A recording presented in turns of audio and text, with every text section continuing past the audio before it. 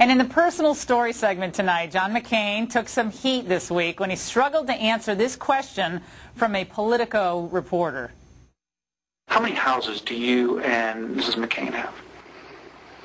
I think I'll have my staff get to you. I'll try to tell you about this. It's a condominium further. I'll have them get to you. Predictably, Barack Obama's campaign pounced on that.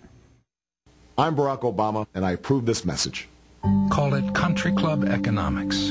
How many houses does he own? John McCain says he can't even remember anymore. Well, it's 7. No wonder McCain just said the fundamentals of our economy are strong, and anyone making less than $5 million a year is middle class.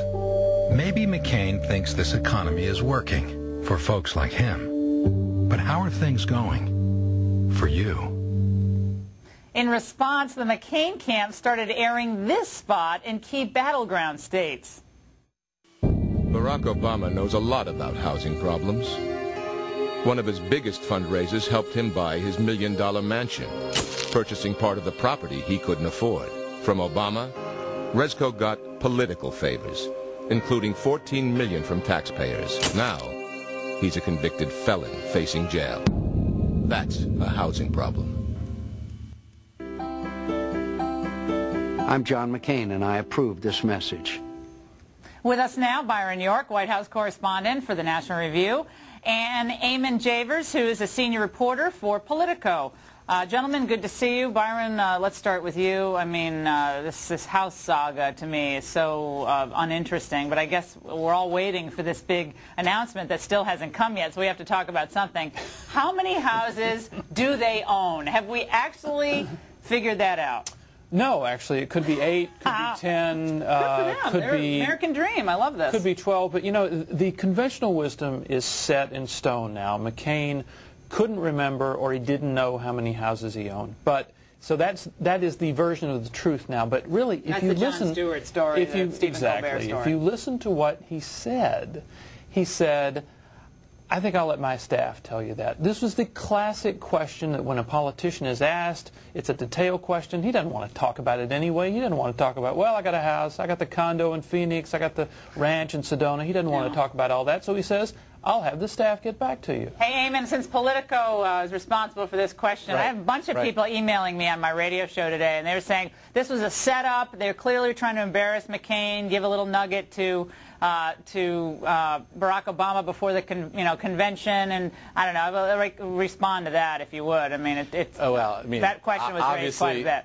Obviously, it's not a setup. Obviously, it's a fair question to ask of a presidential candidate. And my colleagues at Politico who asked him that, I know that we've been looking at the property records. It is somewhat difficult to figure out exactly how many properties John McCain owns, because a lot of the properties are owned by different corporate entities, not just the McCain family personally. So you have to really wade through the paperwork, and there has been a real open question of how many properties do the McCains actually own. So it's a question that folks thought maybe John McCain ought to address directly and see what the answer is. Well, here's my take on this. My take is that John McCain isn't really obsessed with how many houses he has or how many houses his wife was able to buy, because her family did really well with this beer distributorship. They have a lot of money. He's not obsessed with it. And if I were John McCain, I would have said, you know something?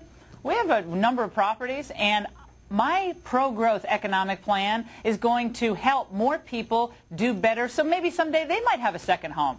Celebrating success, that's what he should do. I wouldn't have shied away from it. I wouldn't look defensive about it. I'd say, I'm pushing pro-growth policies. What are you doing, Barack? Well, I don't think the response was particularly good. The Resco ad that you showed, it was a little bit murky, didn't make a lot of sense. I do think this shows the Obama campaign's full court press on this thing shows the pressure that Obama has been under to hit back hard, to hit McCain harder, to be tough.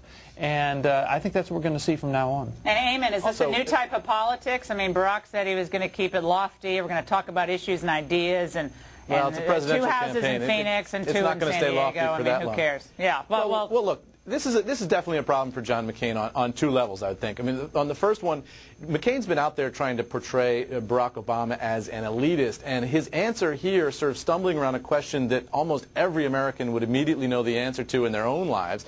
I know how many houses I own. That's going to cause him to not really be able to go after Obama as an elitist Do you anymore. think, Eamon, that's a smart road for Obama to go down, which opens up Ayers again, which opens up Wright again, which opens up the world tour, which turned out to be a total disaster for him in the heartland? That opens the door back to the cultural disconnect that Barack Obama clearly is demonstrating now with his little bit of a weakness in the polls now. I mean, this thing is very tight. I think that's a mistake. I think ultimately people see John McCain as someone who sacrificed for his country, and who's going to begrudge him the fact that, he's in a family now, did really well. I mean, I think a lot of people say good for them. Well, the McCain campaign, I mean, they knew they were going to get hit really hard for 24 hours, but they think in the long run he'll be fine. Well, I think this is going to blow over, and I think the focus is going to be on the person that Barack Obama decides to run with. I think that's going to be the new focus, but we'll see how it all unfolds. Gentlemen, we appreciate it.